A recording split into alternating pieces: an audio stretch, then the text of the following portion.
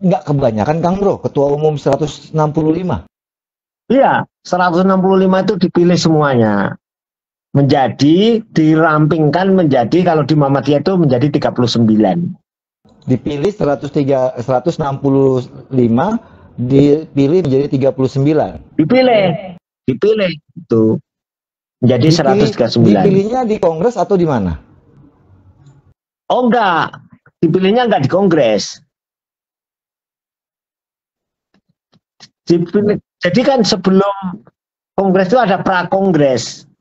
Oh, disaring dulu berarti 165 disaring Ya. jadi 139. Bukan disaring, ya dipilih. Tapi bukan di Kongres.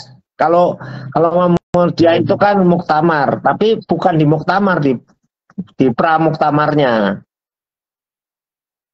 Lanjut.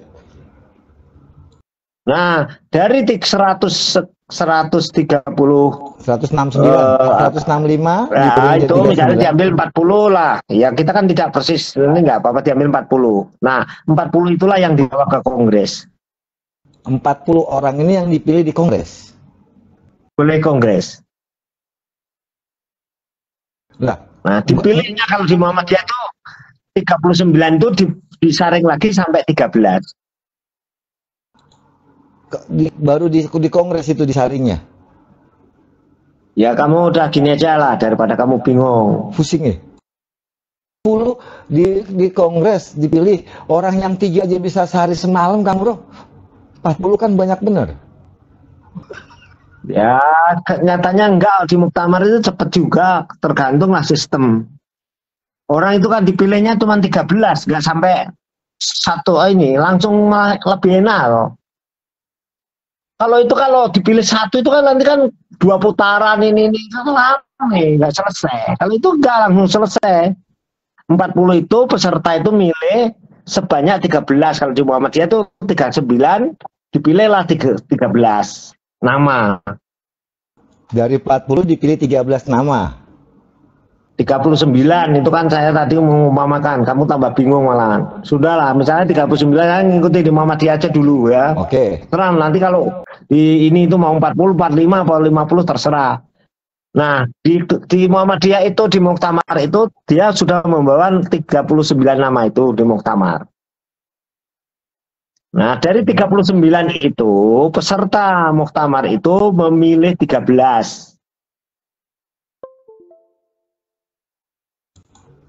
Oke, 13. Nah, dari 13 suara terbanyak itulah nanti yang nomor 1 sampai 13 yang terbanyak itulah nanti yang akan menjadi pleno Muhammadiyah. Pimpinan ya kayak di KPK 5 gitu kan.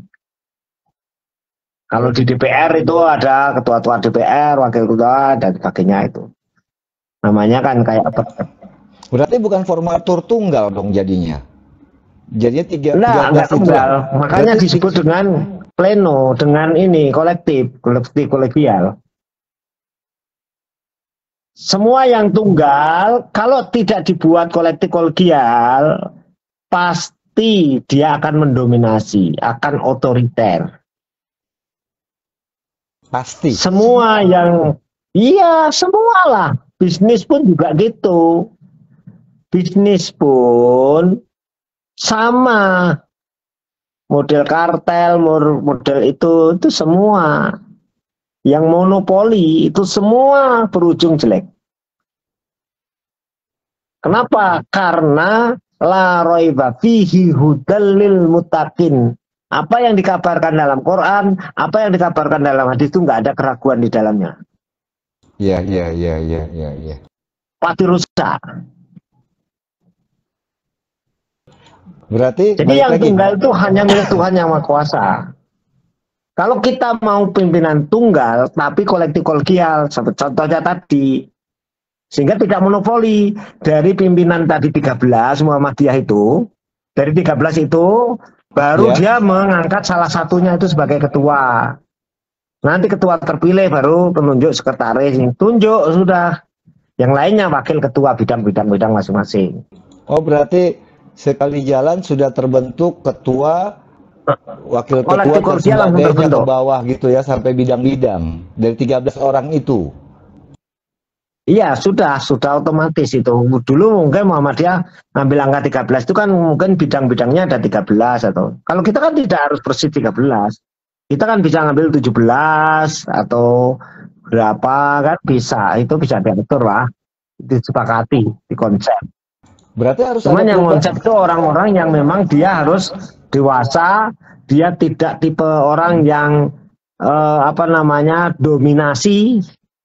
Kan sekarang rusaknya suatu negara atau rusaknya suatu ini kan ada tipe orang mendominasi tapi dia tidak ngerti, yang jahil mursyad tadi loh, tidak pintar, tidak ngerti, tidak punya ilmu tapi dia dengan kekuatannya mendominasi, itu bahaya.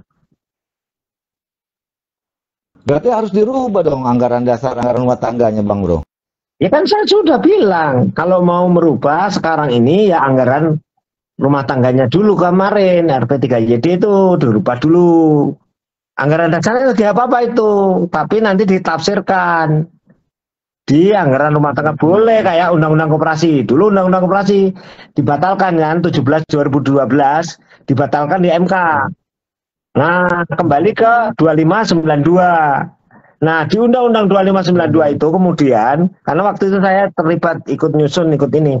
Saya sarankan waktu itu lewat Prof Budi dan Undip, karena waktu itu kan rapat-rapatnya dirjennya kan Pak Setio itu kan ke Undip juga. Saya sarankan gini aja, daripada kamu buat undang-undang nanti digugat di MK, kamu buat peraturan pelaksanaannya dari 92 itu. Akhirnya dibuat peraturan pelaksanaan dari koperasi itu 3 menjadi 7. Terus ditambah syariah itu. Bisa. Itu kan saya sering sampaikan, law social engineering. Itu kan rekayasa hukum itu. Tujuannya order untuk tertib, bukan rekayasa dalam arti yang negatif. Berarti pasal 16 yang dirubah ya? 16 sekalian 19 itu kan bias tentang itu kan masih orang-orang menafsirkan semaunya sendiri karena kan ya nggak punya ilmu. Begini loh, kalau membuat aturan teknis itu orang yang sebodoh-bodoh orang itu bisa memahami caranya bagaimana.